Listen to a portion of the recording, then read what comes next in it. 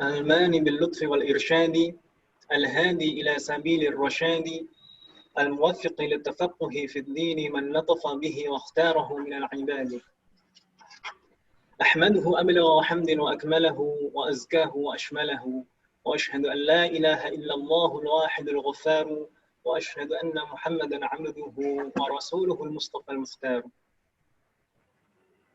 صلى الله وسلم عليه وزاده فضلا وشرفا لديه أما بعد Alhamdulillah dengan izin Allah Subhanahu wa taala hari ini kita bisa melaksanakan pertemuan perdana kita. Alhamdulillah di hari yang mulia, di tanggal yang mulia insya Allah.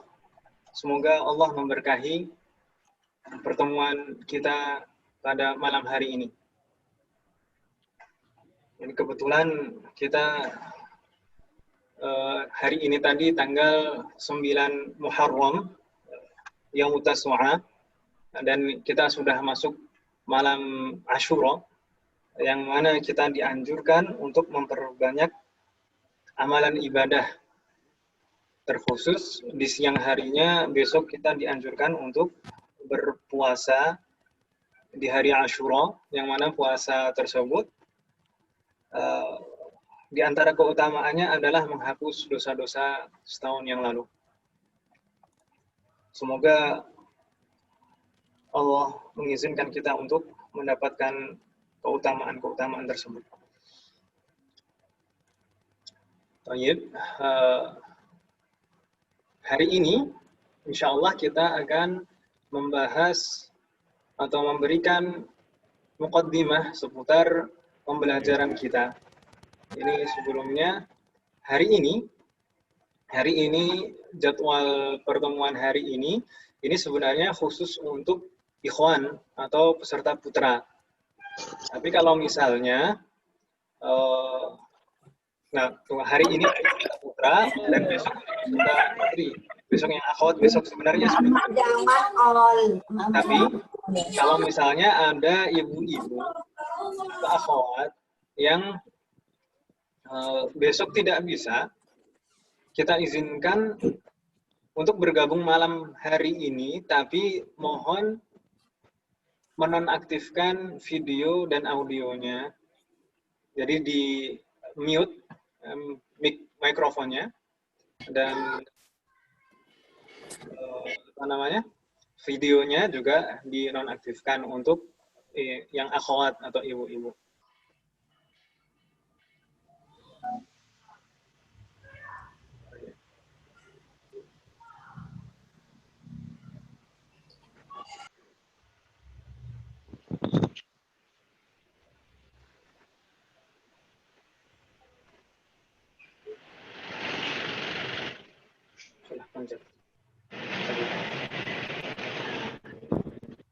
Kita persilahkan juga kepada bapak-bapak sekalian untuk mengaktifkan mikrofon, tidak masalah selama tidak mengganggu jalannya pertemuan kita pada malam hari ini. Tidak masalah insya Allah untuk open mic dengan memperhatikan situasi sekitarnya. Baik. Langsung saja untuk mempersingkat waktu, karena waktu kita tidak banyak, hanya 1,5 jam insya Allah. Semoga Allah memberikan kemudahan untuk membahas semua pembahasan pada malam hari ini. Kita mulai.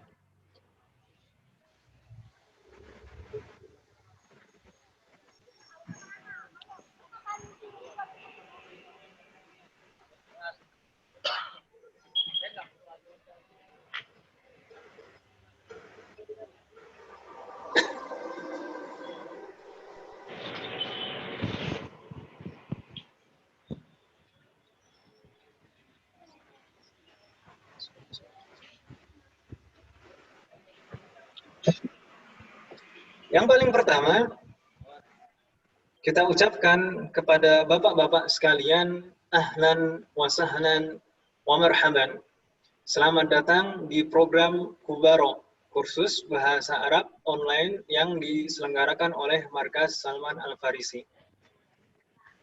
Hari ini, insya Allah kita akan membahas beberapa poin pembahasan.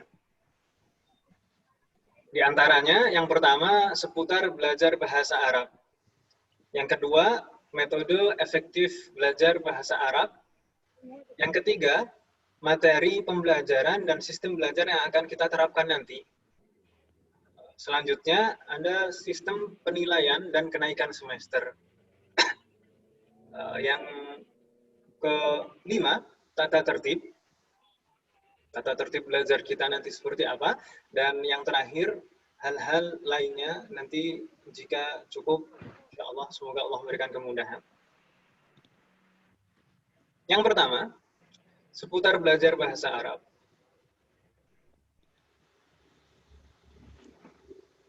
Apa saja yang akan kita bahas pada poin pembahasan yang pertama ini?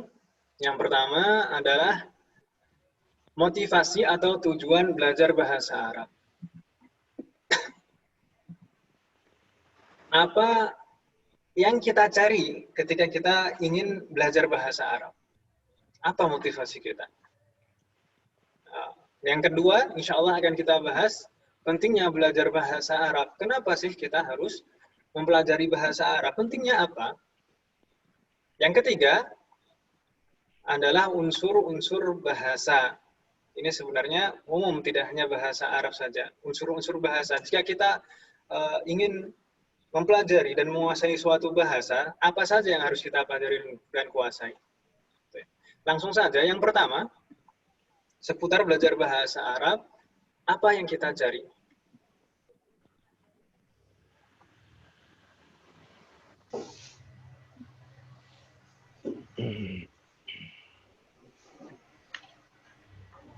Motivasi atau tujuan ini sangat penting, makanya kita letakkan pembahasan ini di paling pertama. Karena Rasulullah bersabda, innamal a'malu binniyat wa innama likulli imri'in ma nawa. Ini insya Allah hampir semua dari kita sudah familiar dengan hadis ini. Sudah sering sekali kita hadis ini. Ini kalau diartikan bagaimana? Innamal a'malu binniyat, sesungguhnya setiap amal itu bergantung pada niatnya. Wa innama likulli imri'in ma nawa. Nah, penggalan kedua ini bagaimana kalau diterjemahkan? Wa innama likulli imri'in ma nawa. Ada yang menjawab?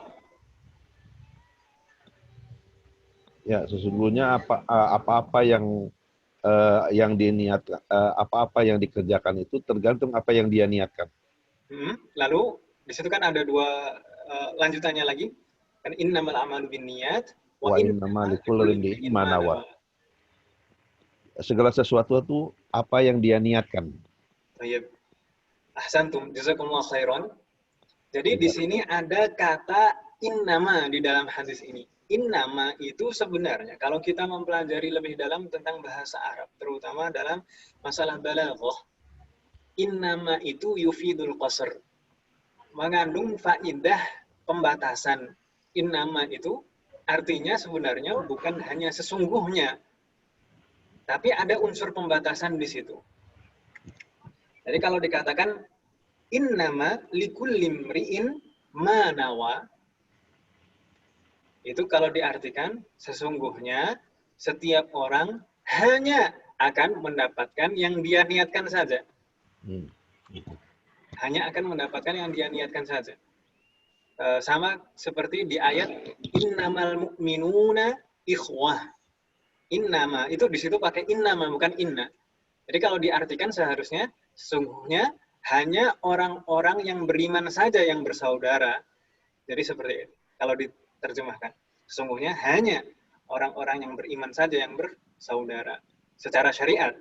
Meskipun secara biologis mungkin saudara secara biologis, tapi kalau secara syariat, kalau berbeda agama, berbeda keyakinan, itu tidak dianggap sebagai saudara, makanya tidak saling mewarisi kalau dalam syariat.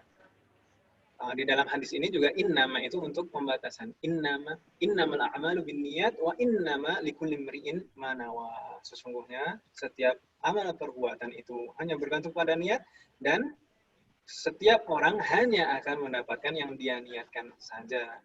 Jadi ini perkara yang mungkin terkadang orang menyepelekan, tapi ini efeknya besar. Makanya para ulama mengatakan kam min amalin saghirin yukabbiruhun niyyah. Betapa banyak amalan yang sepele, amalan yang kecil, tapi niat menjadikannya besar pahalanya. Wa kam min amalin kabirin yusaghiruhun niyyah. Dan betapa banyak amalan yang semestinya itu pahalanya besar, tapi karena niatnya salah menjadi kecil pahalanya. Nah, untuk tujuan dan motivasi belajar bahasa Arab ini harus kita tanamkan di dalam diri kita. Yang paling pertama itu adalah mengharap ridho dan pahala dari Allah Subhanahu wa Ta'ala. Itu harus ditanamkan sejak awal ketika kita ingin memulai belajar bahasa Arab. Jadi kita ini belajar itu bukan hanya sekedar belajar bahasa seperti bahasa-bahasa lainnya, tapi kita belajar ini sedang dalam rangka ibadah, dalam rangka mengharap ridha dan pahala dari Allah. Allahu Akbar, ya Allah, ya Allah. Ini pertama. Lalu yang kedua, mungkin di antara kita juga sudah paham ini semuanya. Yang kedua, kita belajar bahasa Arab itu pastinya untuk membantu kita memahami syariat Islam dengan benar. Karena tidak mungkin kita memahami syariat Islam dengan sempurna kecuali dengan bahasa Arab. Bahkan sebagian ulama mewajibkan belajar bahasa Arab itu bagi yang ingin betul-betul mendalami syariat Islam.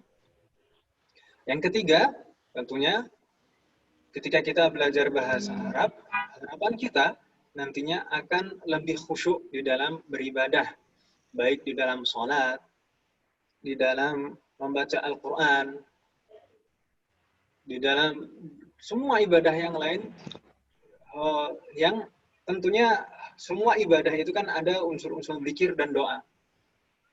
Ketika kita paham bahasa Arab, maka kita akan semakin meresapi dan khusyuk di dalam ibadah tersebut. Setidaknya ini gambaran tujuan yang harus ada pada diri kita ketika kita belajar bahasa Arab. Jika nanti ada tambahan untuk masing-masing dari kita, ada motivasi-motivasi lain, tidak masalah. Tapi yang pertama harus kita tanamkan di dalam diri kita ini. Yang paling utama itu mengharap ridho dan pahala dari Allah, supaya apa yang kita usahakan nanti tidak sia-sia, tidak hanya sekedar selesai di dunia saja, tapi kita juga bisa menuai hasilnya di akhirat nanti. Amin. Allahu Akbar, ya Allah. Subhanallah. Ini tentang motivasi dan tujuan belajar bahasa Arab. Yang kedua, pentingnya belajar bahasa Arab. Kenapa sih kita harus belajar bahasa Arab? Di sini kita menyebutkan beberapa alasan kenapa bahasa Arab itu penting untuk kita pelajari. Di antaranya yang pertama, karena bahasa Arab adalah bahasa yang memiliki keutamaan dibanding dengan bahasa lainnya. Sebenarnya, namanya bahasa itu antara satu bahasa dengan bahasa yang lainnya itu sama saja. Hanya saja ketika bahasa Arab ini dikaitkan dengan syariat Allah, dikaitkan dengan Al-Quran dan hadis, maka dia mempunyai keutamaan dibanding yang lainnya. Di antara keutamaan bahasa Arab ini kita sebutkan, Allah memilih bahasa Arab ini sebagai bahasa penutup para nabi yang menjelaskan syariat paling akhir yang akan berlangsung sampai akhir zaman. Selain itu juga, bahasa Arab ini merupakan syiar agama Islam. Syiar. Syiar ini maksudnya bagaimana? Tanda Besar. harga diri atau kewibawaan agama Islam. Apa bukti bahwasanya bahasa Arab adalah syiar agama Islam? Di antara buktinya,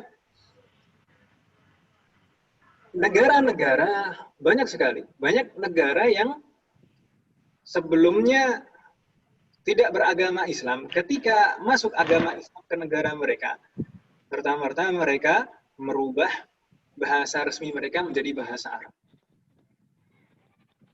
Jangan dikira negara-negara di Timur Tengah itu memang dari dulu itu berbahasa Arab. Tidak. Coba kita sebutkan saja misalnya negara Mesir, Maroko, Sudan, Mauritania, dan lain-lain. Banyak sekali. Apakah negara-negara ini dari dulu memang bahasanya bahasa Arab? Tidak. Mereka merubah bahasa mereka menjadi bahasa Arab itu ketika agama Islam masuk ke negara mereka, ke daerah mereka. Makanya di antara mereka, di antara negara-negara ini itu bahasa Arab mereka itu berbeda-beda lahjah, berbeda-beda logat. Itu karena pengaruh bahasa asal mereka. Mesir sendiri itu kan terdiri dari beberapa kabilah, beberapa suku. Dan kalau kita perhatikan sekarang, logat bahasa Arab atau lahjah bahasa Arab mereka itu berbeda-beda setiap suku sampai sekarang. Bahkan bahasa sehari-harinya pun juga berbeda-beda. Inilah di antara bukti bahwasanya bahasa Arab ini adalah syiar agama Islam. Kita berharap ke depannya negara kita ini yang mayoritas beragama Islam, itu umat Islam di sini juga tidak merasa asing dengan bahasa Arab. Seharusnya seperti itu. Karena semestinya itu orang Islam itu bisa berbahasa Arab dan bisa memahami syariatnya dengan baik. Setidaknya memahami ibadah-ibadah yang wajib setiap hari dilaksanakan. Semoga dengan wasilah adanya pembelajaran bahasa Arab seperti ini, dan ini sudah banyak di mana-mana, itu akan mengarah ke sana. Semoga Allah memberi kemudahan dan keridhaan. Baik. Yang kedua, kenapa belajar bahasa Arab itu penting? Karena belajar bahasa Arab itu membantu seseorang untuk lebih mudah menghafal, memahami, dan mengamalkan hukum-hukum yang ada di dalam Al-Quran. Jadi ini sama sekali tidak dipungkiri.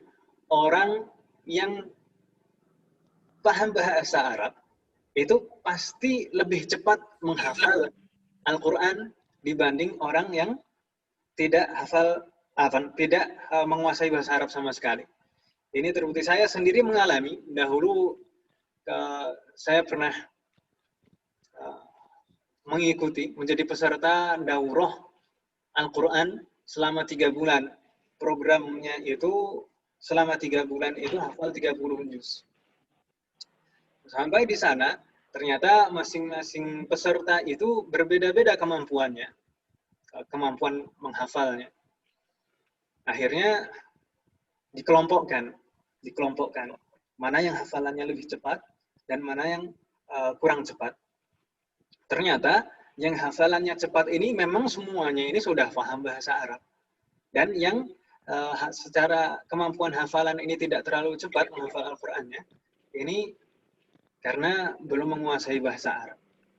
Akhirnya yang kemampuannya lebih cepat ini bukan menyelesaikan hafalan selama 3 bulan, tapi dituntut untuk hafal selesai 30 juz selama 1 bulan.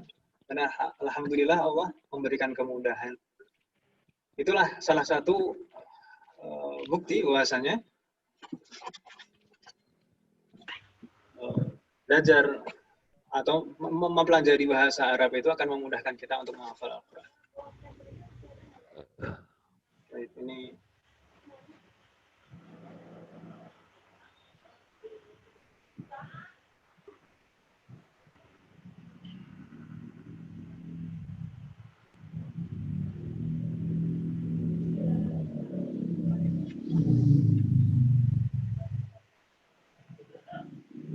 selanjutnya, yang ketiga, kenapa belajar bahasa Arab itu penting? Karena belajar bahasa Arab ini sebagai kunci utama dalam memahami serta mengamalkan ilmu syar'i serta syariat Islam. Kenapa bisa demikian? Kenapa bahasa Arab sebagai kunci utama untuk memahami dan mengamalkan ilmu syar'i dan syariat Islam? Karena semua sumber yang menjelaskan tentang syariat Islam itu hampir semuanya berbahasa Arab. Hampir semua berbahasa Arab. Al-Quran, hadis, serta kitab-kitab ulama yang menjelaskan syariat Islam itu semuanya berbahasa Arab. Semuanya berbahasa Arab. Bahkan ulama-ulama yang aslinya non-Arab sekalipun, ketika menulis kitab, menjelaskan tentang syariat Islam, mereka menuliskannya dengan bahasa Arab. Buktinya apa? Buktinya, ulama-ulama kita, ulama-ulama negeri kita, ini sebenarnya negeri kita itu telah banyak memproduksi, melahirkan para ulama. Sayangnya, kitanya sendiri kurang mengenal dan mengetahui mereka. Sebutkan saja misalnya Syekh Ahmad Khatib Al-Minangkabawi dari Minangkabau. Syekh Uthman Al-Batawi dari Betawi. Syekh Muhammad Nawawi Al-Bantani dari Banten. Syekh Muhammad Mahfuz At-Tirmisi dari Solo. Ada lagi Syekh Abdul Qadir Al-Mandili dari Mandailing, Medan. Dan banyak sekali yang lainnya yang kita tidak bisa sebutkan satu persatu. Beliau-beliau ini semuanya mempunyai karya-karya yang kalau dikatakan sedikit, tidak bisa dikatakan sedikit. Banyak sekali karya-karya mereka, hanya saja mungkin kita tidak terlalu familiar dengan karya-karya beliau. Justru malah orang-orang di Timur Tengah itu yang banyak mencetak dan mempelajari karya-karya mereka. Jarang yang cetakan-cetakan bagus di Indonesia.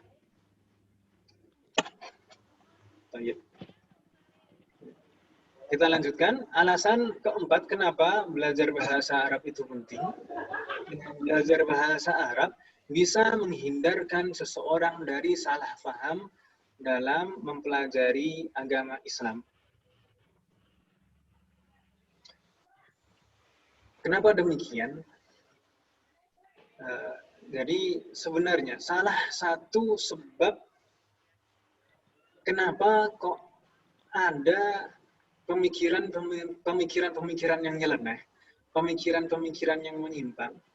Kalau kita perhatikan, apakah mereka tidak merujuk kepada Al-Quran dan Sunnah, tidak merujuk kepada kitab-kitab para ulama?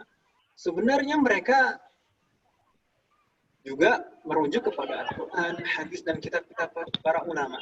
Lalu salahnya di mana? Salahnya adalah mereka salah dalam memahami penjelasan-penjelasan dari para ulama. Ini sangat fatal sekali. Biasanya yang menimbulkan penyelewangan dalam syariat itu seperti ini. Tidak terlalu paham bahasa Arab, lalu berusaha kepedean untuk memahami penjelasan-penjelasan para ulama, akhirnya justru malah tidak bagus. Ini mungkin kalau misalkan kita kaitkan juga dengan yang nomor 3 tadi, mungkin ada pertanyaan, Ustadz, bukannya sekarang sudah banyak buku-buku terjemah bahasa Indonesia? Betul sekali, sekarang sudah banyak sekali kitab-kitab yang diterjemahkan ke dalam bahasa Indonesia. Dan tidak dipungkiri itu ada sisi baiknya, alhamdulillah. Tapi meskipun juga ada sisi negatifnya pasti. Tapi apakah kitab-kitab terjemah itu sudah cukup menjadi solusi? Jawabannya tentu tidak. Kenapa? Kenapa buku-buku terjemah itu tidak bisa menjadi solusi? Karena ketika kita membaca buku terjemah, kita masih sangat terikat dan bergantung kepada pemahaman si penerjemah. Belum tentu kalau kita membaca kitabnya langsung dengan bahasa Arab, dengan pemahaman kita, belum tentu pemahamannya seperti pemahaman penerjemah. Bisa jadi pemahaman kita lebih luas untuk memahami penjelasan tersebut. Baik. Itu kita langsung saja, kita tidak usah panjang lebarkan. Yang alasan kelima kenapa penting belajar bahasa Arab adalah karena setiap ilmu yang berkaitan dengan Al-Quran dan As-Sunnah pasti memiliki keutamaan yang lebih. Dan orang yang mempelajarinya serta mengajarkannya akan mendapatkan pahala. Ini mungkin seperti yang kita jelaskan di slide sebelumnya. Jadi terkait dengan tujuan juga, kita hendaknya mempelajari bahasa Arab ini jangan sekedar seperti mempelajari bahasa yang lain, tapi harus ditanamkan dalam diri kita, kita ini mengharap pahala dan ridho dari Allah Subhanahu wa Ta'ala. Di antara sebab yang kita sebutkan terakhir di sini, kenapa belajar bahasa Arab itu penting. Yang keenam adalah bahasa Arab adalah bahasa yang dimudahkan oleh Allah untuk dipelajari, sebagaimana dimudahkannya Al-Quran.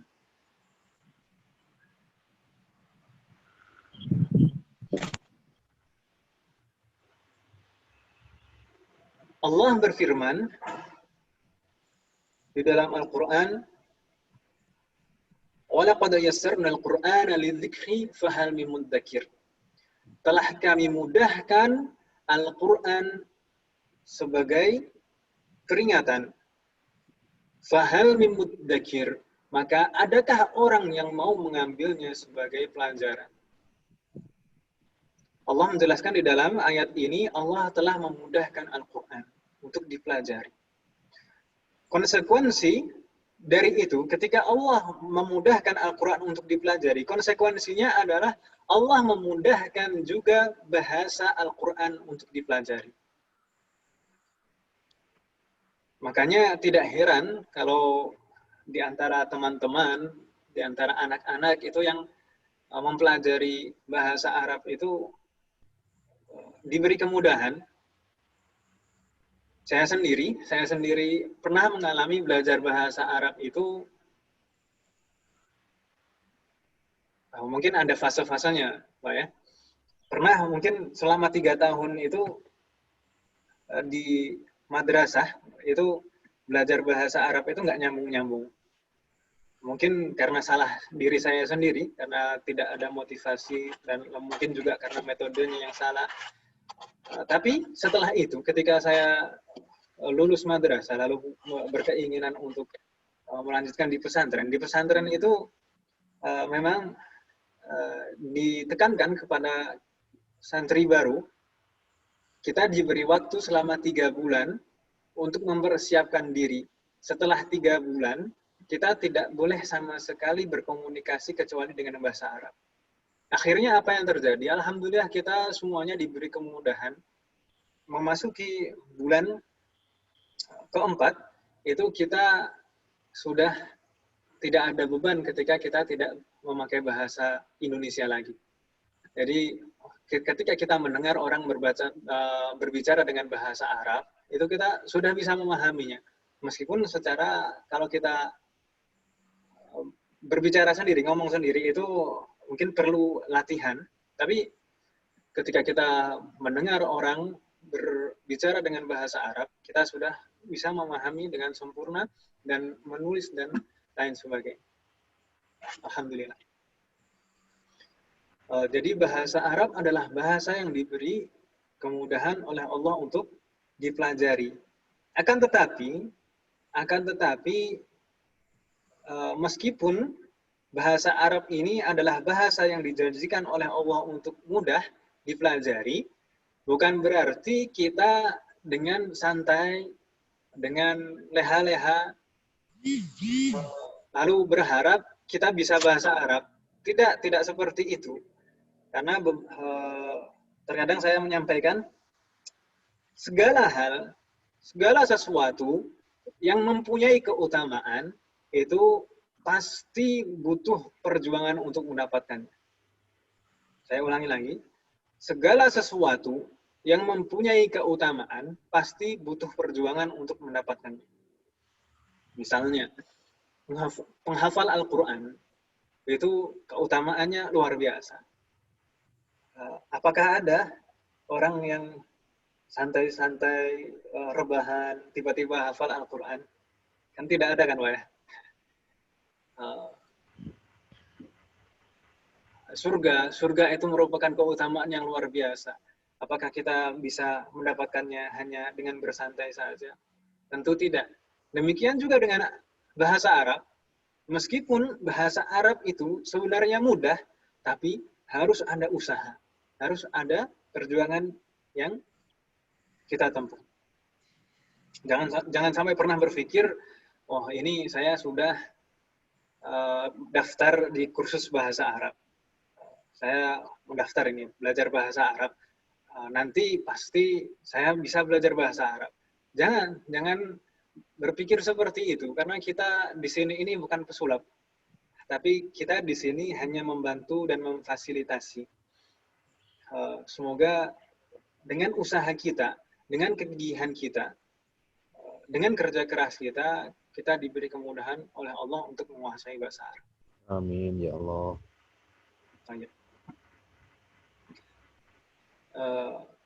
Selanjutnya, yang ketiga, unsur-unsur bahasa. Seperti kita sampaikan tadi, sebenarnya ini bukan hanya unsur-unsur yang menyusun bahasa Arab, tapi semua bahasa itu terdiri dari unsur-unsur ini. Jika kita ingin mempelajari bahasa, maka kita harus menguasai keempat unsur ini. Kalau dikatakan orang menguasai bahasa tertentu, itu harus menguasai 4 unsur ini. 4 unsur ini apa saja? Yang pertama, maharatul qiraah, atau kemampuan membaca. Kalau dalam bahasa Inggris disebut reading. Yang kedua, unsur yang kedua adalah maharatul kitabah, atau kemampuan menulis. Kalau dalam bahasa Inggris disebut writing. Yang unsur yang ketiga adalah maharatul kalam, atau kemampuan berbicara, atau dalam bahasa Inggris disebut speaking. Yang terakhir, maharatus sima'ah, atau kemampuan memahami apa yang didengar. Jadi ketika orang berbicara, itu kita bisa memahami dengan sempurna. Itu disebut maharatus sima'ah, kemampuan mendengar, atau yang dalam bahasa Inggris disebut listening. Kalau kita ingin menguasai, betul-betul dikatakan menguasai bahasa Arab, maka kita harus menguasai 4 unsur ini. Karena alhamdulillah, modul yang kita pakai nanti, itu sebenarnya mencakup 4 unsur ini. Mencakup 4 unsur ini. Karena biasanya setiap metode, setiap modul, setiap buku, itu biasanya punya penekanan masing-masing. Misalnya saja kalau kita sebutkan buku metode Lisani, atau 4 cara mudah membaca kitab kuning. Dua buku ini menekankan maharatul qiraah, kemampuan membaca saja.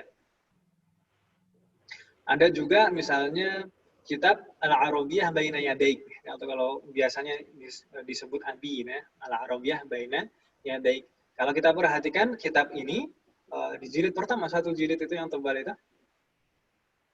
itu yang paling ditekankan adalah maharatul kalam, kemampuan berbicara. Makanya di sana 1 jilid itu dipenuhi dengan percakapan. Tapi alhamdulillah modul yang akan kita pakai nanti itu sebenarnya mencakup 4 unsur bahasa ini. Ada maharatul qiraah, maharatul kitabah, maharatul kalam, dan maharatul sima'. Meskipun nanti ada porsinya sendiri-sendiri, kan nanti ada 4 jilid, insya Allah nanti kita jelaskan. Itu masing-masing jilidnya itu ada porsinya masing-masing. Baik. Alhamdulillah, ini sudah kita bahas di pembahasan pertama seputar belajar bahasa Arab. Kita beranjak ke pembahasan kedua, yaitu metode efektif belajar bahasa Arab.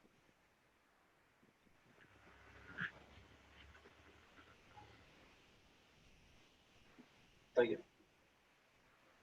Mungkin selama ini ada yang belajar bahasa Arab, saya belajar bahasa Arab, nggak paham-paham ya. Kok agak gimana gitu. Gimana sih cara efektif belajar bahasa Arab itu? Baik. Yang pertama, yang harus kita tanamkan di dalam diri kita, seperti hal yang kita sampaikan di awal tadi, adalah luruskan niat terlebih dahulu. Jadi kita belajar ini untuk apa? Dalam rangka apa? Kalau niat kita lurus, insya Allah, Allah memberikan kemudahan. Jadi yang paling pertama, luruskan niat dulu. Kita ini mumpung masih awal. Mumpung masih awal, masih pertama, kita belum mulai dan akan memulai. Jadi pertama-tama yang harus kita tata terlebih dahulu adalah niat kita. Lalu yang kedua apa? Kita harus memiliki sifat seorang penuntut ilmu. Kita ini sekarang sedang menuntut ilmu, sedang belajar. Maka harus memiliki sifat seorang penuntut ilmu. Lalu sifat-sifat seorang penuntut ilmu itu apa saja, Ustaz? Al-Imam Asy-Syafi'i rahimahullah ta'ala pernah menuturkan dalam satu bait syairnya, "Akhi lan tanalal ilma illa bisittatin, sa'unbika an tafsilha bibayani. Dzaka'un wa hirsun wa ijtihadun wa bulghatun wa suhbatu ustadin wa tulu zamani." Ini adalah syair yang dilantunkan oleh Al-Imam Asy-Syafi'i sampai sekarang terekam di dalam diwan beliau. Ini salah satu nasihat beliau dalam menuntut ilmu. Maksudnya bagaimana? Ini mungkin sebagian dari kita juga sudah sering mendengarnya. Akhi, lan tanalal ilma illa bisittatin. Imam Syafi'i berkata, wahai saudaraku, engkau tidak akan pernah mendapatkan ilmu kecuali dengan 6 hal. Dengan 6 perkara. Sa'unbika an tafsilha bibayani. Aku akan memberitahumu 6 hal ini secara rinci. Apa saja 6 hal itu? Yang pertama, dzaka'un. Apa dzaka'un?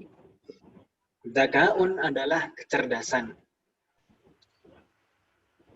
Seorang penuntut ilmu harus mempunyai dzaka'un, kecerdasan. Dan sebenarnya ini adalah hal yang dimiliki oleh setiap orang. Semua orang mempunyai ini. Mempunyai model ini. Mungkin ada yang bertanya lagi, anak ini kok agak lambat menghafalnya, nggak paham-paham. Anak ini mungkin udah usianya sudah mulai banyak, jadi agak melambat. Sebenarnya hal itu bukan faktor yang melemahkan kecerdasan. Karena buktinya banyak sekali ulama-ulama yang baru mulai belajar itu sudah di usia di atas 40. Bahkan Nabi kita sendiri diangkat sebagai Nabi itu kan 45 tahun. Seharusnya itu adalah usia keemasan. karena orang semakin matang.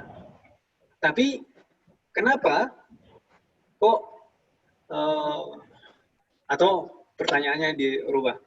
Bagaimana cara kita mendapatkan kecerdasan, memelihara dan menjaganya? Bagaimana caranya? Bagaimana cara kita mendapatkan kecerdasan, memelihara dan menjaga kecerdasan ini? Caranya, yang pertama adalah dengan takwa. Ini harus betul-betul ditanamkan dalam diri kita.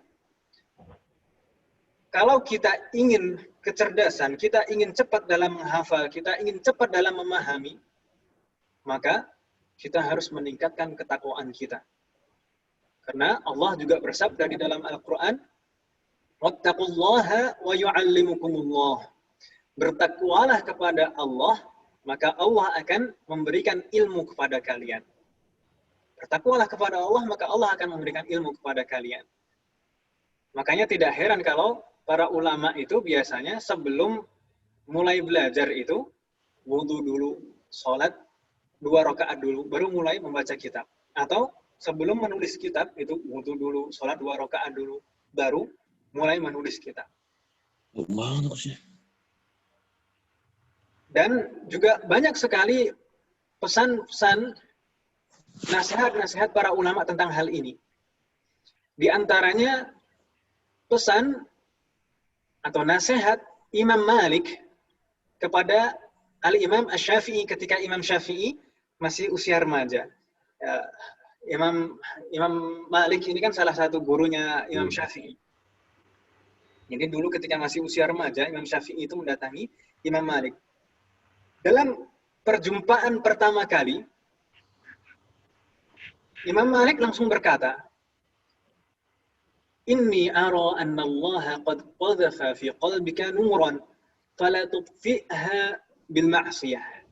Sesungguhnya aku melihat bahwasanya Allah memancarkan cahaya di dalam hatimu. Maka jangan sekali-kali engkau memadamkan cahaya itu dengan maksiat.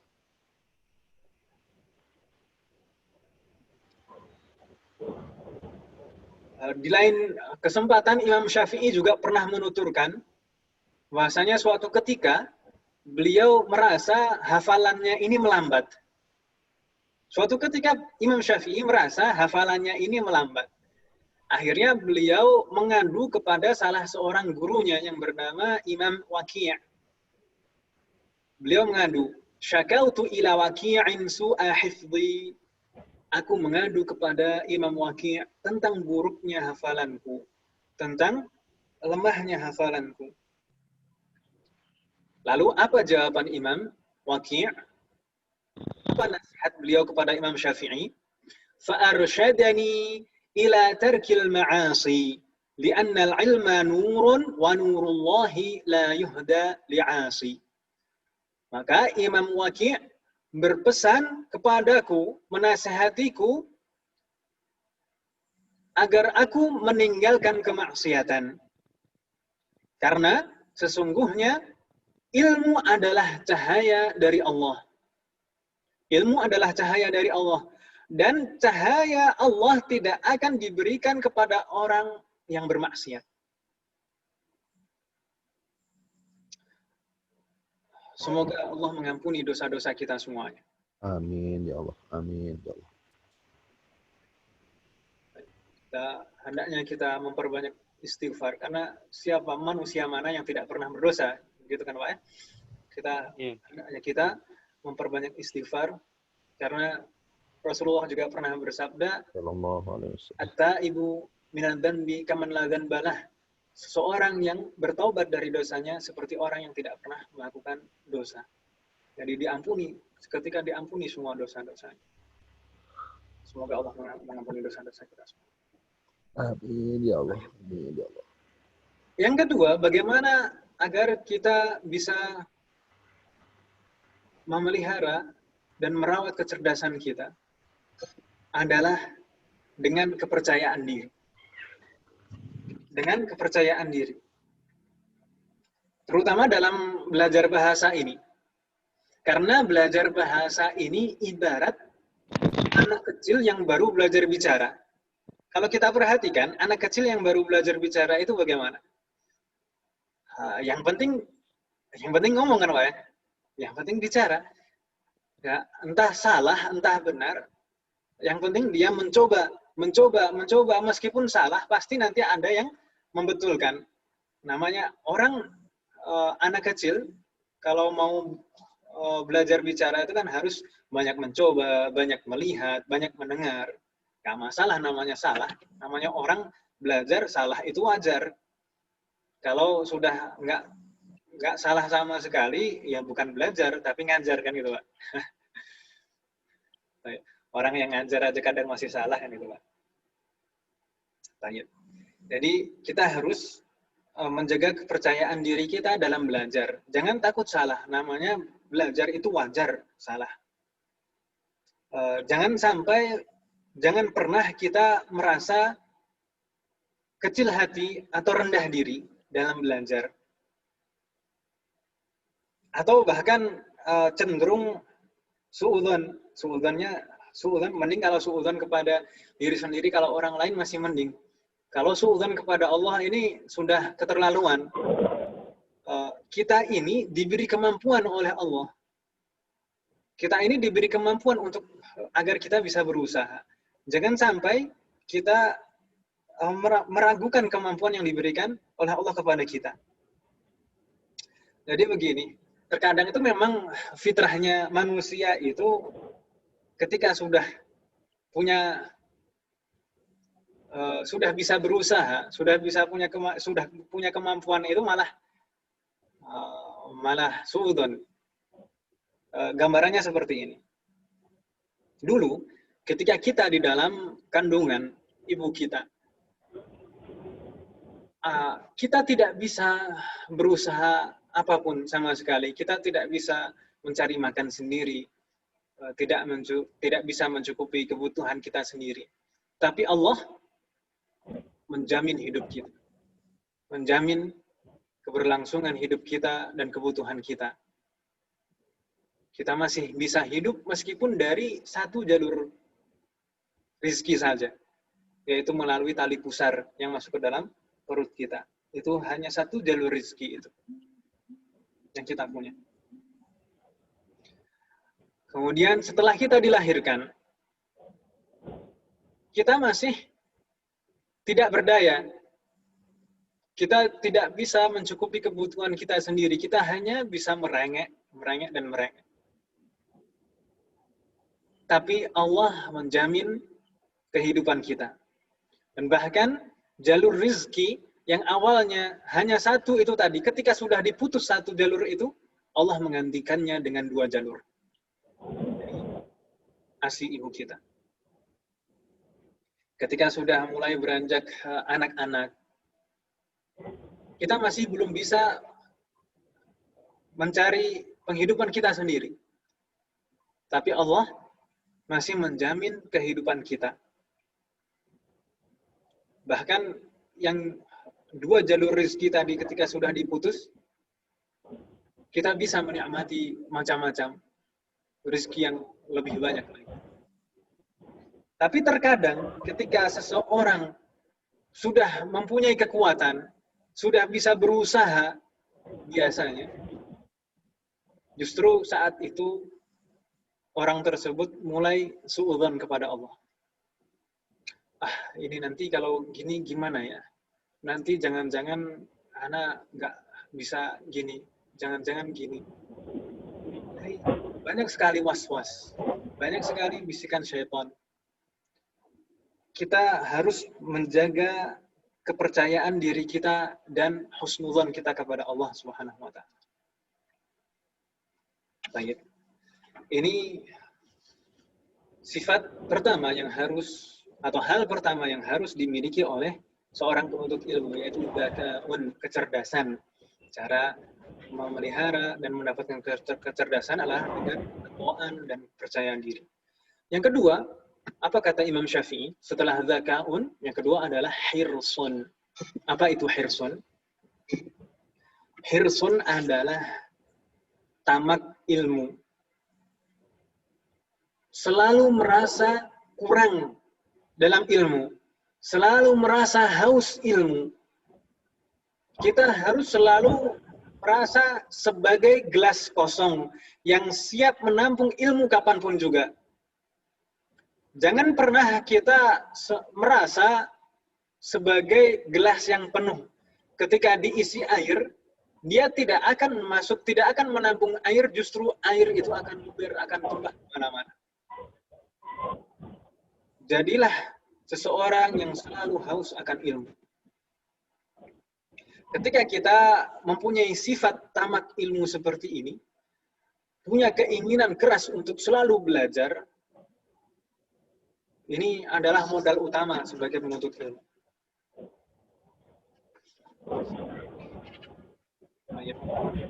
Yang selanjutnya, kata Imam Syafi'i, setelah hirsun adalah ijtihadun. Ijtihad atau usaha keras. Tidak cukup hanya kemauan keras, tapi juga harus mempunyai usaha yang keras.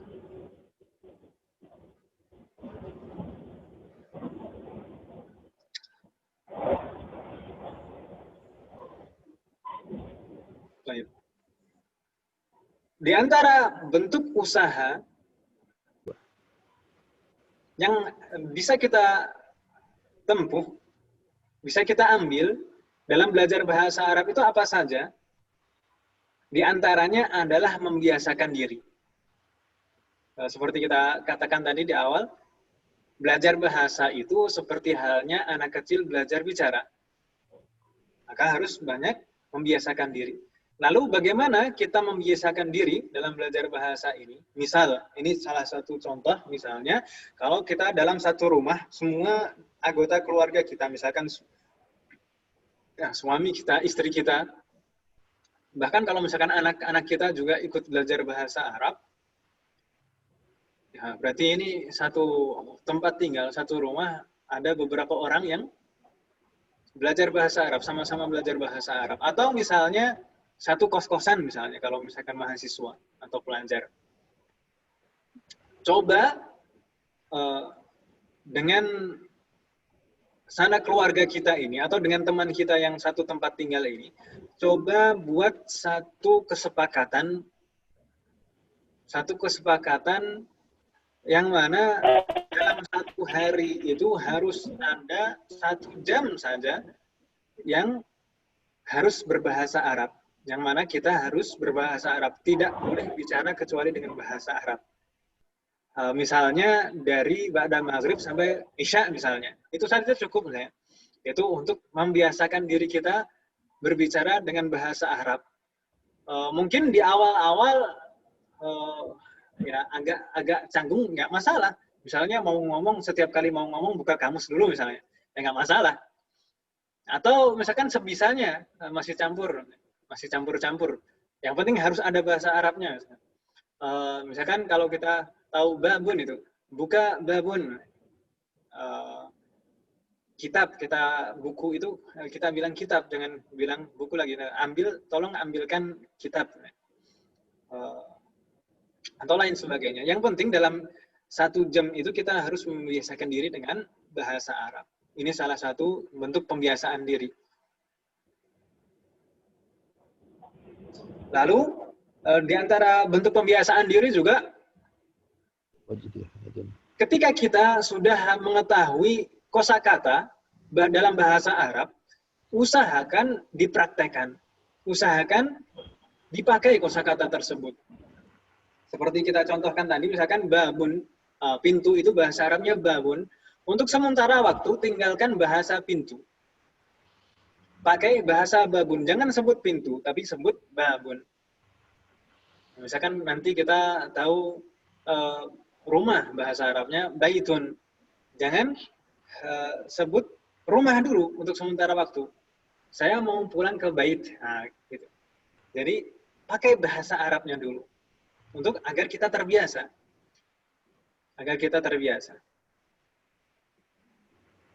Lalu bisa juga ketika kita ingin membiasakan diri, misalnya setiap kali apa yang kita lihat, dimanapun juga, usahakan kita tahu dan kita sebutkan bahasa Arab.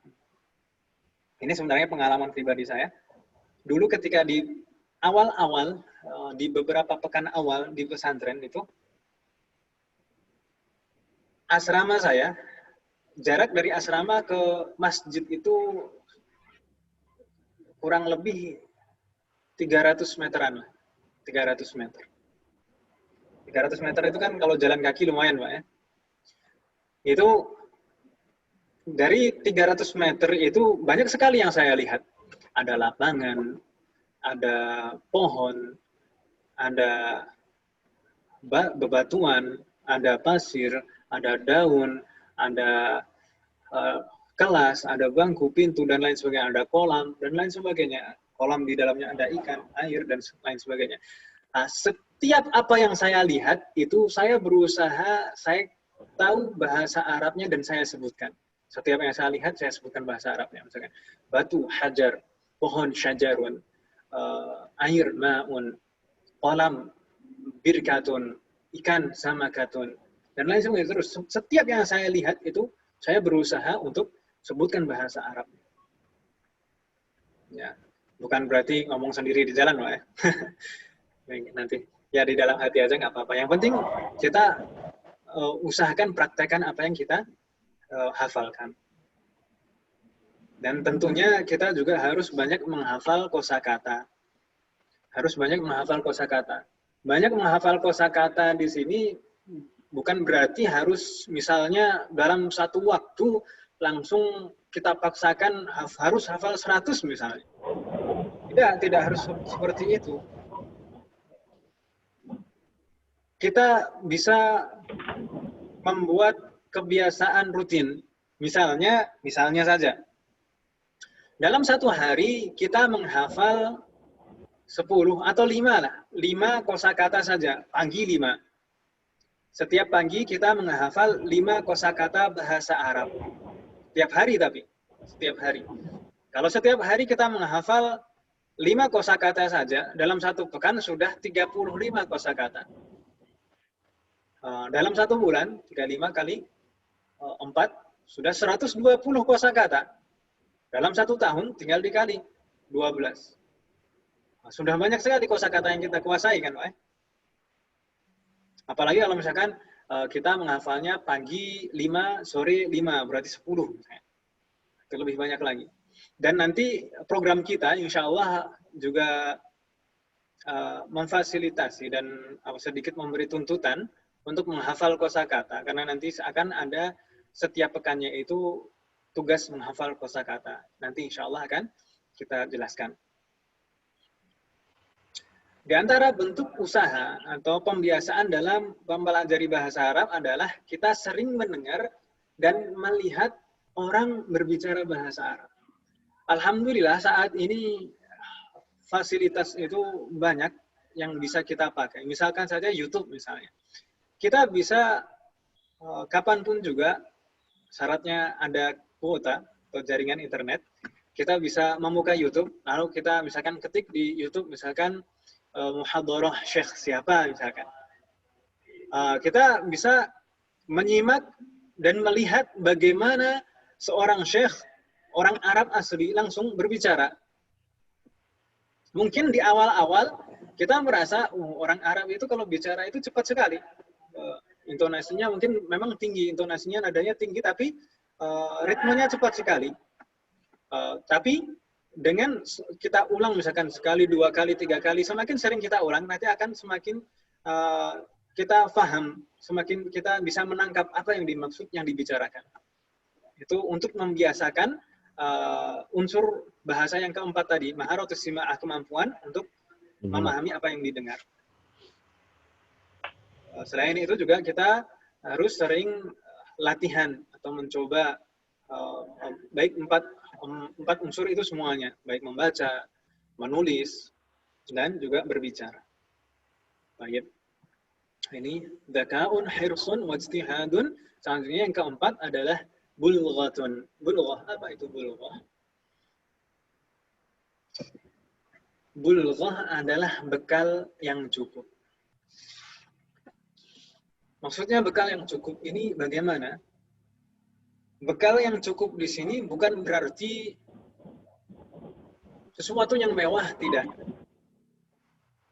Akan tetapi suatu hal yang cukup untuk mendukung proses belajar kita. Tidak harus mewah. Kalau kita katakan mewah, harus mewah, betapa banyak ulama itu yang dari kalangan orang miskin, orang fakir. Kita ambil contoh saja Imam Syafi'i. Ini kan kita membahas perkataan Imam Syafi'i. Contoh saja Imam Syafi'i. Imam Syafi'i itu ayahnya meninggal ketika beliau masih kecil. Hanya ada ibunya saja. Ibunya juga tidak bisa memberikan harta yang banyak. Tapi ibunya mempunyai keinginan yang besar agar Imam Syafi'i kecil ini bisa belajar. Sampai ketika itu ceritanya memberi bayaran kepada guru ngajinya saja itu tidak bisa ibunya. Karena gurunya takjub kepada kemampuan Imam Syafi'i, itu baru gurunya mau ngajar. Ceritanya ketika itu Imam Syafi'i itu tidak punya peralatan untuk menulis seperti kertas dan lain sebagainya. Karena kertas itu lumayan mahal dulu. Akhirnya apa yang dilakukan Imam Syafi'i untuk mencatat ilmu-ilmu yang diajarkan oleh gurunya, ilmu-ilmu yang dia dapatkan, beliau menuliskan setiap ilmu yang dipelajari oleh beliau itu di permukaan tulang onta. Tulang onta yang besar-besar itu, permukaannya bisa ditulis. Nah, Imam Syafi'i menulis ilmu yang beliau pelajari itu di atas permukaan tulang belulang itu tadi. Sampai-sampai ibunya itu suatu ketika jengkel, karena Imam Syafi'i setiap kali selesai belajar itu bawa tulang ke rumah dan dikumpulkan di ruangannya. Sampai ibunya itu berkata, "Ila mata wa anta tamla'u hadhihi al-ghurfah bil 'idham?" Sampai kapan kamu akan memenuhi ruanganmu ini dengan tulang belulang? Akhirnya Imam Syafi'i setelah ditegur oleh ibunya seperti itu, beliau menghafal semua apa yang ditulis di tulang belulang itu, lalu membuang semua tulang belulang itu. Subhanallah. Di kejadian yang lain juga masih Imam Syafi'i, karena beliau tidak bisa beli kertas untuk menulis, apa yang beliau lakukan? Beliau datang ke diwan atau kantor pemerintah daerah setempat atau gubernur atau semacamnya. Beliau setiap kali membutuhkan kertas itu datang ke diwan, ke kantor pemerintah setempat. Untuk apa? Untuk apa, kalau orang Jawa bilangnya luru. Untuk mencari kertas-kertas bekas yang dibuang, yang tidak terpakai. Jadi di kantor itu, kertas itu biasanya yang dipakai kan hanya halaman depan saja.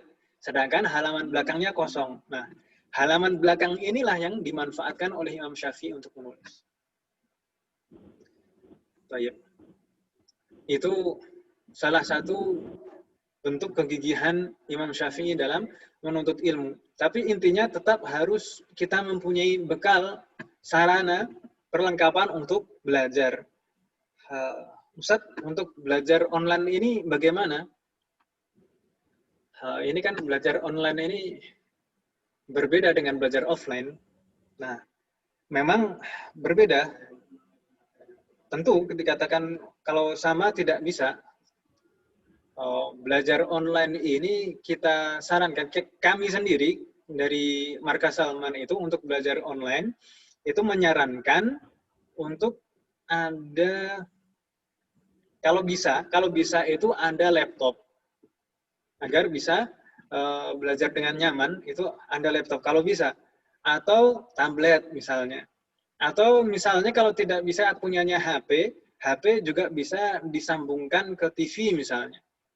Misalkan nobar bareng sekeluarga belajar bahasa Arab kan nggak apa-apa, nah ya. Baik. Itu kalau bisa. Tapi kalau misalkan punyanya HP saja nggak masalah. Semoga Allah memberikan kemudahan. Nggak masalah insya Allah dengan HP. Yang penting tetap bisa mengikuti program belajar kita. Baik. Yang selanjutnya, apa yang harus kita punya sebagai seorang penuntut ilmu? Yaitu suhbatu ustadzin. Beradab kepada guru. Ini tidak kalah penting dari hal-hal yang sudah kita sebutkan di atas. Karena beradab kepada seorang guru itu menentukan keberkahan ilmu yang kita dapatkan. Mungkin seseorang kalau misalkan menyepelekan gurunya, itu mungkin bisa mendapatkan ilmu, bisa mendapatkan wawasan, tapi sekedar wawasan saja tanpa ada keberkahan. Jadi kita harus beradab, menjaga adab kita. Makanya para ulama juga banyak sekali yang berpesan tentang masalah adab. Seperti Ibnu Mubarak misalkan. Ibnu Mubarak menuturkan, kunna talabna al-ilma 10 sinin wa talabna al-adaba 20 sana. Kami belajar ilmu itu selama 10 tahun. Tapi belajar adab itu selama 20 tahun.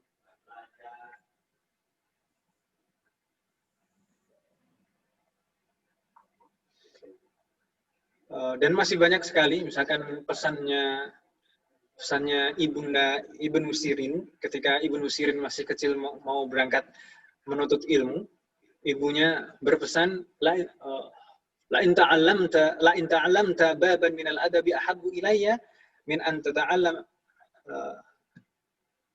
20 baban min al-ilm. Wahai anakku, kamu mempelajari satu bab saja tentang adab, tentang akhlak, itu jauh lebih aku sukai dibandingkan dengan kamu mempelajari 20 bab dalam masalah ilmu. Dan para ulama juga berpesan, la ilma liman la adabalah. Tidak akan pernah mendapatkan ilmu seseorang yang tidak punya adab. Makanya hendaknya kita sebagai seorang penuntut ilmu selalu menjaga adab kita. Selanjutnya, yang terakhir yang disebutkan oleh Imam Syafi'i adalah ulu zaman atau waktu yang panjang yang dibutuhkan untuk belajar. Ulu zaman. Imam Syafi'i, tahu Imam Syafi'i? Imam Syafi'i itu orang Quraisy, asli orang Arab. Beliau belajar bahasa Arab berapa lama? Ada yang tahu? 20 tahun. 20 tahun. Itu yang asli orang Arab. Orang Quraisy beliau itu. Beliau mempelajari bahasa Arab sampai betul-betul beliau dianggap sebagai rujukan dalam bahasa Arab. Itu selama 20 tahun beliau di Bani Hudzail. Tapi dalam perkataan tulu zaman, waktu yang panjang, ini mengandung makna kesabaran dan istiqomah. Ketika kita menuntut ilmu, kita harus mempunyai sabar.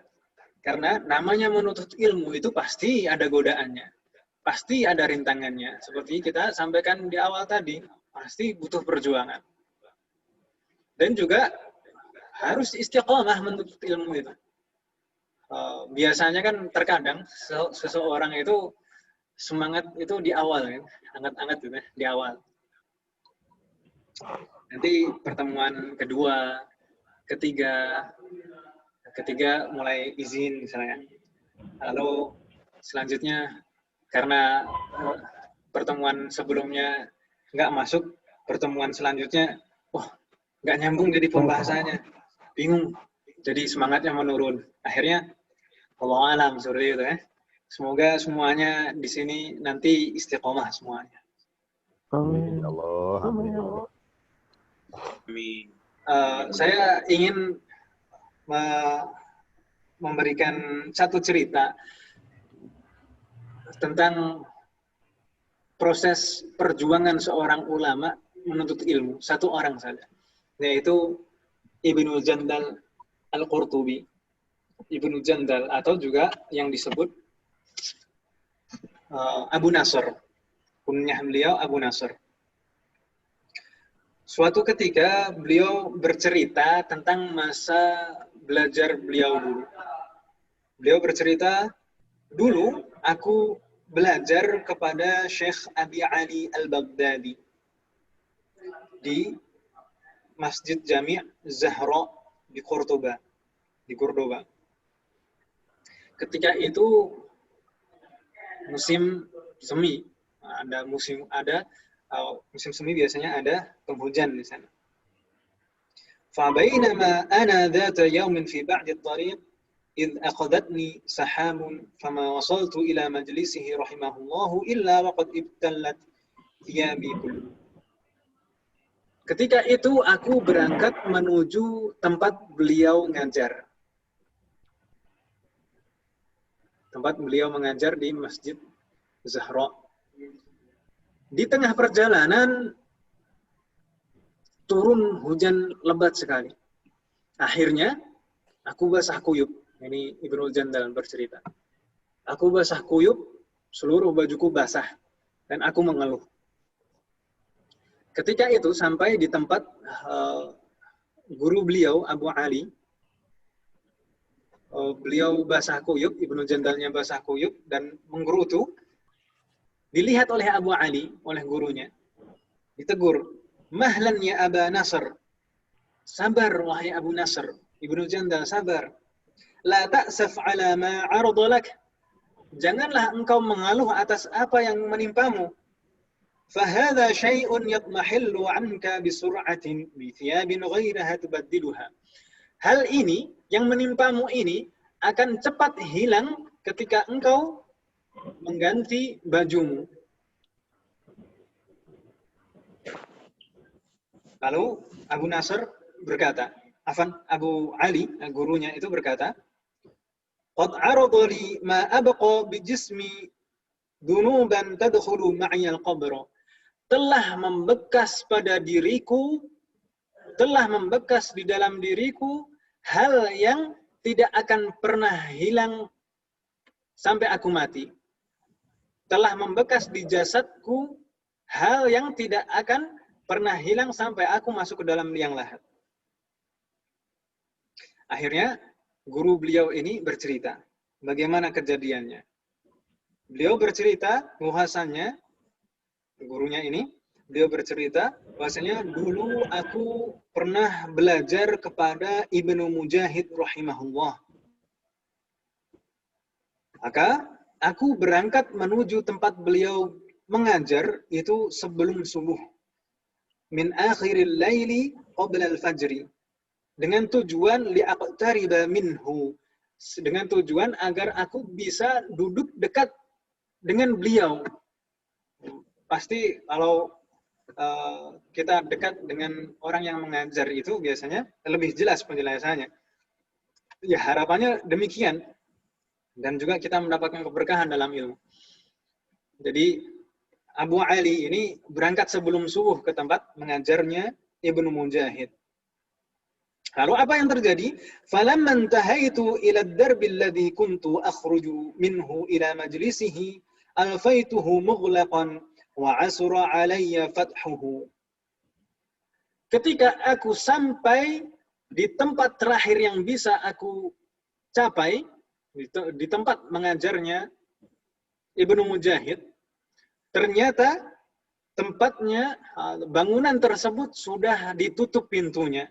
Wa asra alayya fathuhu. Dan tidak bisa, didorong-dorong itu tidak bisa untuk dibuka. Sampai beliau bersedih dan berkata, "Subhanallah, ubakkiru hadzal bukur wa ughlabu alayya al-qurbi wa ughlabu 'ala al-qurbi minhu." Subhanallah, aku berangkat pagi ini sebelum subuh, tapi aku tidak bisa mendekat di majelis beliau.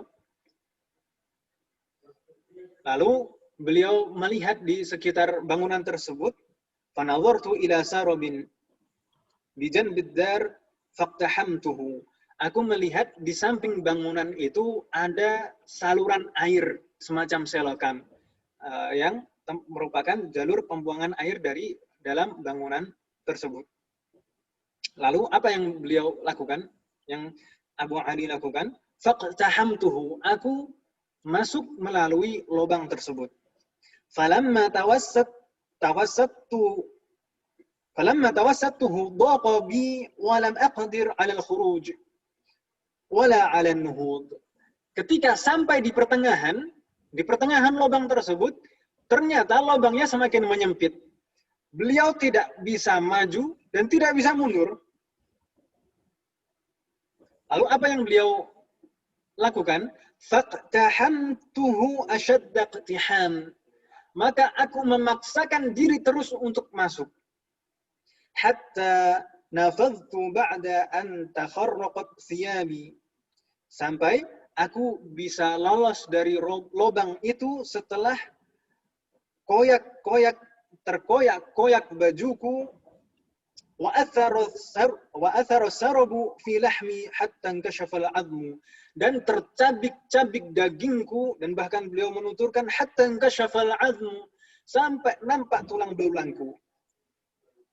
Wa manallahu 'alayya bil khuruj, dan Allah memberikan karunia kepadaku bisa keluar dari lubang itu.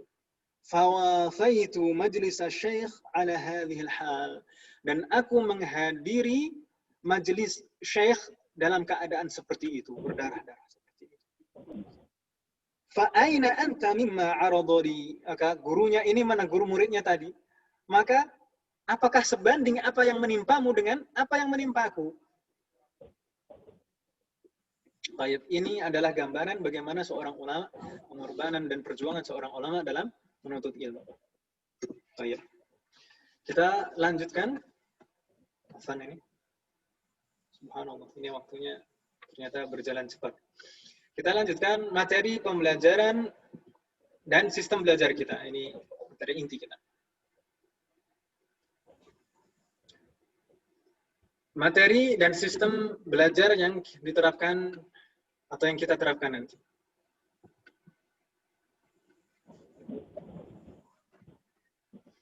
Modul yang kita pakai adalah kitab Durusul Lughah Al-Arabiyyah li ghairi natiqina biha yang diterbitkan oleh Universitas Islam Madinah. Yang mana kitab ini kita sesuaikan ulang, kita susun ulang agar mudah untuk pembelajaran online. Kitab ini terdiri dari 4 jilid. Setiap jilidnya kita anggap sebagai level. Jadi jilid 1 berarti level 1, jilid 2, level 2, jilid 3, level 3, jilid 4, level 4. Setiap berganti kitab berarti naik level. Nah, kitab jilid 1 itu terdiri dari 23 bab yang akan kita pelajari selama 2 semester insya Allah. Semester 1 itu 12 bab, dan semester 2 11 bab insya Allah. Sedangkan kitab jilid 2 itu terdiri dari 31 bab. Ini lebih tebal, makanya kita pelajari selama 3 semester. Berarti semester ketiga nanti 10 bab, semester keempat 10 bab juga, dan semester 5 11 bab. Sedangkan kitab jilid 3 itu terdiri dari 17 bab, kita jadikan 1,5 semester. Semester ke-6 nanti kita pelajari insya Allah 11 bab, sedangkan semester 7 pertama nanti 6 bab akhir jilid 3 dan 6 bab awal jilid 4. Sedangkan sisa dari jilid 4 ada 11 bab nanti di semester 8 insya Allah. Mungkin ada pertanyaan, Ustaz, kitab Durusul Lughah itu kan sudah ada yang dicetak. Kita lebih baik pakai yang mana? Insya Allah untuk modul sebenarnya nanti akan kita bagikan PDF, atau mungkin sebagian kelas sudah dibagikan PDF modul yang akan kita pakai. Itu sebenarnya sama, kitab Durusul Lughah, sama-sama kitab Durusul Lughah, hanya saja modul yang kita bagikan itu ada sedikit penyesuaian dan tambahan. tambahannya apa? Di antaranya kaidah-kaidah yang tidak disebutkan di kitab aslinya, itu kita tambahkan di modul kita yang dalam bentuk PDF itu. Jadi kalau misalnya modul PDF yang kita bagikan itu dicetak sendiri, itu lebih baik. Atau kalau misalkan nggak mau dicetak, pakai tablet aja, ya nggak masalah. Nggak masalah. Atau pakai HP, nggak masalah. Tapi kalau mau dicetak, itu lebih baik. Ustaz, Ana ribet mau pakai yang kitab yang sudah dicetak, yang dijual di mana-mana itu aja, yang mudah didapatkan. Nggak masalah juga. Insya Allah nggak berbeda isinya, hanya kita ada beberapa tambahan saja. Jadi sama, insya Allah nanti latihannya juga sama, insya Allah. Nggak masalah. Jadi pakai yang dijual di misalkan di marketplace, atau misalkan kalau yang di Jakarta, kalau nggak tahu tempat belinya di mana, mungkin nanti bisa menghubungi Ustadz Syafiq atau ke Masjid Salman, nanti atau janjian, nggak masalah. Insya Allah kita masih ada stok juga. Jadi nggak masalah, mau milih yang mana nggak masalah. Dan sebenarnya pendaftaran kemarin itu kan ada kita cantumkan biaya pendaftaran 100.000 ini, biasanya kita nggak ada biaya pendaftaran, tapi kali ini ada biaya pendaftaran. Itu maksudnya buat apa sebenarnya? Buat modul dan kamus itu. Kamus kita juga kita susun ulang kamus itu agar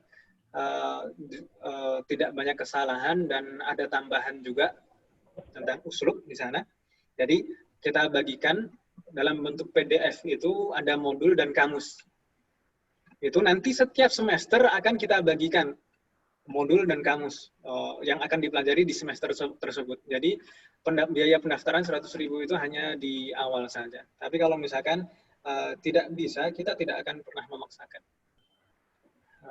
Yang jelas kita hanya mengharapkan komitmen dan semangat belajar dari bapak-bapak semuanya.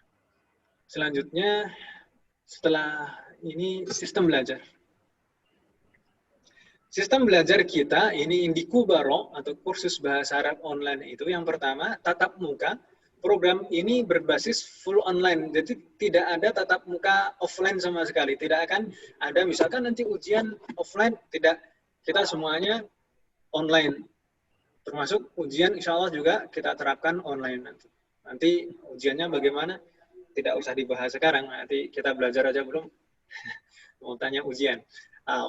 Waktu belajar dan durasi. Kita belajar itu sepekan hanya sekali dan dengan durasi 1,5 jam. Sebenarnya belajar bahasa Arab atau belajar bahasa itu kalau hanya sepekan sekali dan 1,5 jam itu kan sebenarnya kurang sekali. Sangat kurang itu. Kurang sekali. Makanya untuk menyiasati kekurangan kita ini, kita adakan tugas-tugas. Ada tugas hafalan dan ada tugas tulis. Tugas hafalan ini bagaimana? Ini menghafal kosakata setiap bab yang akan dipelajari di pertemuan berikutnya. Jadi misalnya pekan depan kita akan membahas bab 1 misalnya. Maka sebelum pertemuan pekan depan, nanti ditanyakan ke ustadz kelasnya masing-masing Pak ya, kapan deadline terakhir harus disetorkan hafalannya. Jadi sebelum pertemuan pekan depan, itu harus sudah hafal dan disetorkan hafalannya kepada ustadz kelasnya masing-masing. Setorannya lewat apa ustadz? Lewat voice note. Lewat voice note lah ya. Jadi hafalan, setelah hafal nanti direkam lewat WA. Insya Allah semuanya jujur insya Allah ya. Direkam lewat WA, bahasa Arab artinya. Lalu dikirimkan ke ustadz masing-masing. Nanti akan ada rekap tugas. Kita sudah, alhamdulillah kita sudah jadi juga absen rekap tugas hafalan dan rekap tulis. Nanti tinggal merekap setiap pekannya. Demikian juga tugas tulis. Kalau tugas tulis, tugas hafalan ini berarti tugas pekan ini langsung saja saya sampaikan Pak ya. Tugas pekan ini menghafal kosakata bab 1 ya. Sebelum pekan depan sudah harus hafal dan disetorkan kepada ustadz pengajarnya masing-masing. Tugas yang kedua selain tugas hafalan adalah tugas tulis. Tugas tulis ini adalah mengerjakan tugas yang ada di kitab di modul nanti yang ditentukan oleh ustadz masing-masing setiap akhir pertemuan. Jadi kalau tugas tulis ini nanti setelah akhir pertemuan baru ditentukan tugasnya yang harus dikerjakan apa. Kalau hafalan sebelum pertemuan harus disetorkan, gitu Pak ya. Jadi tetap nanti ketika sudah berjalan, tugas hafalan dan tugas tulis itu selalu ada setiap pekannya. Selalu berjalan terus. Semoga Allah memberikan kemudahan. Amin. Selanjutnya kita juga ada untuk mendukung, kita ada grup WA kelas di sana sebagai tempat diskusi, tanya jawab, dan juga termasuk mengontrol tugas. Nanti yang belum setoran tugas siapa, atau misalkan kalau di penjelasan di kelas tadi kurang jelas atau lupa, silakan ditanyakan di grup kelas, tidak masalah insya Allah. Insya Allah Ustadz-Ustadz ini sabar untuk melayani pertanyaan bapak-bapak. Jangan ragu Pak ya. Baik. Kita lanjutkan ke pembahasan selanjutnya. Setelah sistem belajar, kita lanjutkan ke sistem penilaian dan kenaikan semester. Baik.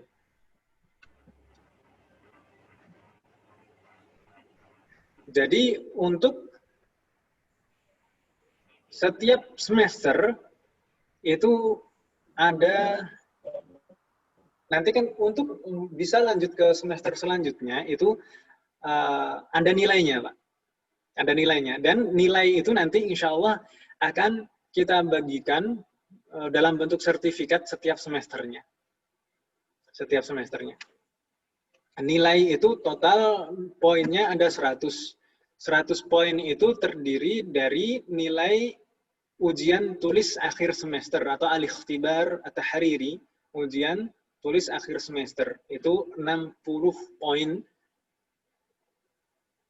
Sedangkan mungkin nanti untuk semester 1 ada pengkhususan ini agak banyak ini.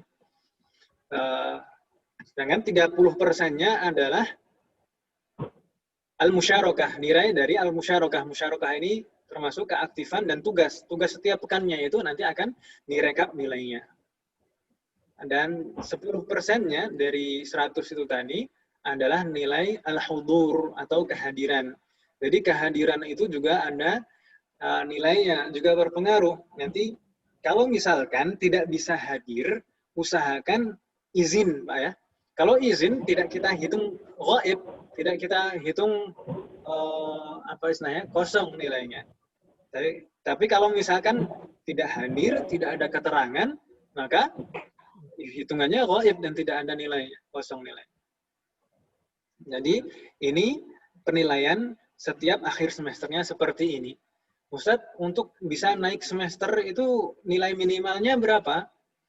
Nilai minimal untuk bisa naik semester adalah 60% dari total nilai.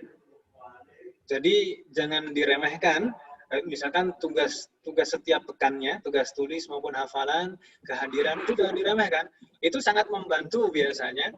Kalau misalkan nanti tugas tulis itu kita terkendala, kesusahan atau lain sebagainya. Misalnya tugas tulisnya kurang dari 60, misalnya 59 misalnya. Kalau tidak punya nilai tugas dan kehadiran, itu kan nggak naik Pak akhirnya. Jadi usahakan tugas setiap pekan dan kehadiran itu diusahakan sebisa mungkin. Selanjutnya ada predikat nilai. Biasanya di sertifikat setiap akhir semester yang kita bagikan itu selain nilai juga ada predikat nilai. Itu mungkin ada yang bertanya-tanya karena isinya itu sertifikatnya bahasa Arab semuanya. Nanti itu maksudnya gimana? Nanti ada predikat mumtaz. Maksudnya predikat mumtaz itu adalah predikat istimewa. Ini bagi yang mencapai nilai 90 sampai 100. Lalu yang kedua ada predikat jayyid jiddan. Ini predikat baik sekali bagi yang mencapai nilai 80 sampai 89.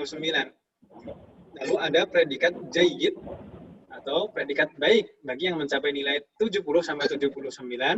Ada predikat makmul atau cukup bagi yang mencapai nilai 60 sampai 69. Dan terakhir ada rosib, dan semoga tidak ada nanti bapak-bapak yang mendapatkan predikat nilai ini.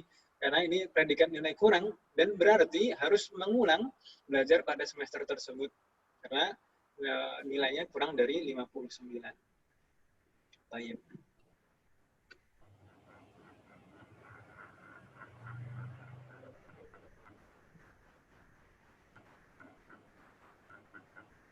Selanjutnya, tata tertib. Tapi sebelum kita menyampaikan tata tertib, ada baiknya kita menyampaikan 7 tips sukses belajar online. Karena kita agak berbeda dengan belajar offline. Ini berikut kita sampaikan beberapa tips agar kita sukses dalam belajar online. Dan mungkin nanti bisa dimurojaah setiap pekannya.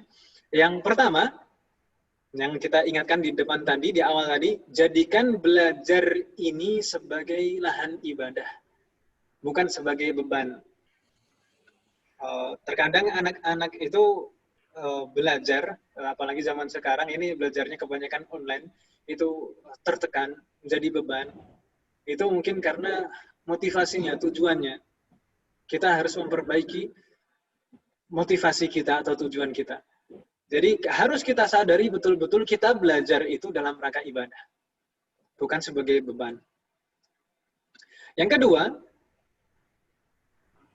menghadiri pembelajaran tepat pada jadwal atau sesuai pengarahan ustadz masing-masing. Jangan sampai kita terlambat, karena bisa jadi kalau kita terlambat nanti terlewat beberapa penjelasan, akhirnya bingung nanti di pertengahan. Yang ketiga, mempersiapkan perlengkapan belajar online sebelum dimulai pelajaran dan pastikan koneksi jaringan stabil agar nanti tidak ada kendala di pertengahan.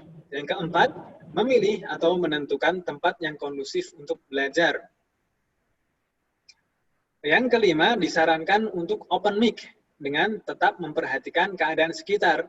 Karena belajar kita ini kita usahakan interaktif, tanya jawab dan saling bertanya seperti itu, karena ini belajar bahasa bukan belajar teori matematika. Kita harus ada interaksi, kalau bisa itu open mic dengan memperhatikan keadaan sekitar. Kalau misalkan tidak memungkinkan untuk open mic, maka dinonaktifkan, tidak masalah. Yang keenam, fokus mengikuti proses belajar sampai akhir. Yang ketujuh, jangan ragu untuk bertanya serta berinteraksi dengan pengajar selama KBM. Jadi kalau misalkan tidak paham atau kurang paham atau belum jelas penjelasan dari ustadznya, jangan ragu untuk bertanya, Ustadz, ini nanti biar diulangi lagi oleh Ustadz. Tidak masalah, itu insya Allah jadi pahala insya Allah. Dan jangan ragu juga kalau misalkan masih belum paham atau lupa misalnya, maka kita persilahkan untuk berkonsultasi juga di luar KBM jika menemukan kendala. Baik, ini selanjutnya peraturan belajar atau peraturan kursus kita. Yang pertama, menyampaikan izin jika berhalangan hadir maksimal 10 menit sebelum KBM berlangsung. Kita harus ingat, izin maksimal itu 10 menit sebelum berlangsungnya KBM. Yang kedua, berpakaian rapi dan sopan selama berlangsungnya KBM. Meskipun misalkan tidak mengaktifkan video misalkan, yang usahakan kita berpakaian tetap sopan dan rapi sebagai adab menuntut ilmu. Setidaknya kita menghargai ilmu setidaknya. Kalau misalkan kita tidak menghargai ilmu, bagaimana kita bisa mendapatkan ilmu? Yang ketiga, tidak meninggalkan kelas sebelum KBM selesai kecuali ada uzur yang mendesak. Kalau ada uzur tidak masalah, silakan izin. Yang keempat, mengumpulkan tugas tepat pada waktu yang ditentukan. Nanti mungkin setiap pengajar, setiap kelas berbeda-beda karena jadwal masuknya juga berbeda. Yang kelima, mencantumkan nama asli pada akun Zoom saat KBM. Ini lebih memudahkan pengajar untuk mengontrol. Baik. Jadi kita percepat, ini sudah jam 9 lewat, afan Pak ya. Terakhir, ini mungkin tidak terlalu banyak, mudah-mudahan. Terakhir mungkin masih ada yang bertanya-tanya tentang markas Salman Al-Farisi. Di mana, bagaimana tentang markas Salman ini? Maka kita bahas sekilas saja tentang markas Salman Al-Farisi. Ada 3 hal yang kita bahas: lokasi, program, dan tenaga pengajar. Di mana lokasi markas Salman Al-Farisi, markas kami terletak di Masjid Jalan Haji Ten. Komplek Bulog, Jalan Haji Ten, Haji Blok Ten. 23, Kelurahan Kayu Putih, Kecamatan Pulau Gadung, Jakarta Timur. Mungkin kalau bapak-bapak yang rumahnya Jakarta, mungkin ada yang sudah tahu. Iya, tahu Ustaz. Yang mungkin bisa nanti ketemu silaturahim dengan kita, atau di rumah kita juga ada rumah tafid di sini di Al-Jazari. Tayyib. Program yang sudah berlangsung di Markas Salman. Yang pertama ada Halaqah Al-Quran. Ini program belajar membaca dan menghafal Al-Quran. Program ini berjenjang sesuai dengan kemampuan masing-masing siswa. Sekarang alhamdulillah sudah berjalan 9 halaqah. Ini berjenjang, ada halaqah tahsin tingkat dasar yang lebih banyak porsi teori, lalu ada tahsin tingkat lanjutan yang lebih banyak porsi praktek, dan halaqah tahfidz bagi yang sudah layak. Mantap. Bacaannya sudah bagus dan minim kesalahan, maka kita masukkan ke halaqah tahfidz. Dan setelah selesai halaqah Al-Quran, maka ada kajian dengan materi akidah, fikih, adab, dan sirah sesuai dengan jadwal setiap pekannya. Program yang kedua adalah Ta'lim Bahasa Arab. Ini program belajar bahasa Arab dari dasar juga yang diajar oleh alumni dan mahasiswa LIPIA Jakarta. Program ini juga berjenjang yang diselesaikan selama 8 semester. Alhamdulillah saat ini sudah berjalan 15 kelas dari semua semester. Yang terakhir ada program Kubaro, program kita ini tadi. Dan ini insya Allah tidak usah kita jelaskan, sudah kita bahas tadi di awal. Sebenarnya kita juga ada wacana untuk membuka program-program yang lain, seperti misalnya belajar ilmu syar'i, seperti akidah, tafsir, fiqih, mungkin juga nanti bimbingan mu'allaf, dan lain sebagainya, baik online maupun offline. Semoga Allah memberikan kemudahan ke depannya nanti. Amin ya Allah. Baik, ini sudah ini tadi. Terakhir, tenaga pengajar. Mungkin ada yang bertanya tenaga pengajarnya siapa saja. Berikut nama-nama tenaga pengajar yang ada di Markas Salman, baik pengajar halaqah Al-Quran, pemateri kajian, maupun pengajar bahasa Arab. Dan mungkin kalau misalkan masih ada yang bertanya-tanya, nanti kalau yang ngajar Kubaro siapa saja. Berikut pengajar program Kubaro. Yang pertama ada Ustadz Muhammad Thohar yang tinggal di Jakarta saat ini. Ada Ustadz Faisal Reza Saputra yang saat ini tinggal di Riyadh. Beliau sedang belajar di sana, di King Saud University. Ada juga Ustadz Arlanda Bagas yang juga di Jakarta, dan Ustadz Muhammad Syafiq Muni yang juga di Jakarta. Kebanyakan di Jakarta Timur, beliau tinggalnya.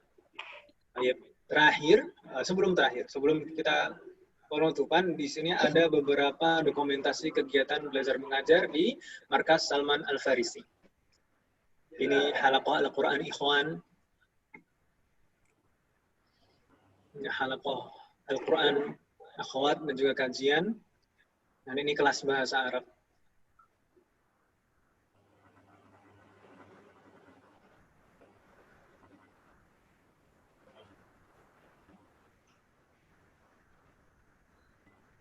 Baik.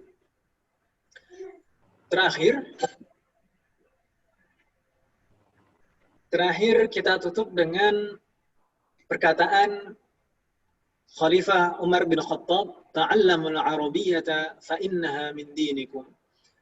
Pelajarilah bahasa Arab karena sesungguhnya bahasa Arab itu bagian dari agama kalian. Terima kasih kepada bapak-bapak sekalian kami ucapkan jazakumullahu khairan katsiran wa barakallahu fikum telah menyimak dari awal sampai akhir. Ini saya mohon maaf banyak terlewat ini waktunya lebih hampir 15 menit lebihnya. Alhamdulillah. Minta maaf dan kalau ada kesalahan juga saya minta maaf. Ilal liqa, semoga Allah memberikan kesempatan kepada kita untuk bertemu kembali. Amin. Insyaallah. Ya Rabbal Alamin. Semoga apa yang kita bahas hari ini bermanfaat dan barokah. Semoga Allah memberikan Amin. kemudahan, keberkahan dan keistiqomahan dan yang paling utama keikhlasan kepada kita semuanya dalam belajar dan mengamalkan apa yang kita pelajari. Amin. Insyaallah. Amin. Insyaallah. Sallallahu ala nabiyyina Muhammad wa ala alihi wa sahbihi ajma'in. Subhanakallahumma wa bihamdika asyhadu an la ilaha illa anta astaghfiruka wa atubu ilaik. Assalamualaikum warahmatullahi wabarakatuh. Waalaikumsalam. Warahmatullahi wabarakatuh. Syukran Ustaz. Syukran Ustaz. Jazakallahu khairan Ustaz. Jazakumullah khairan katsiran. Syukran.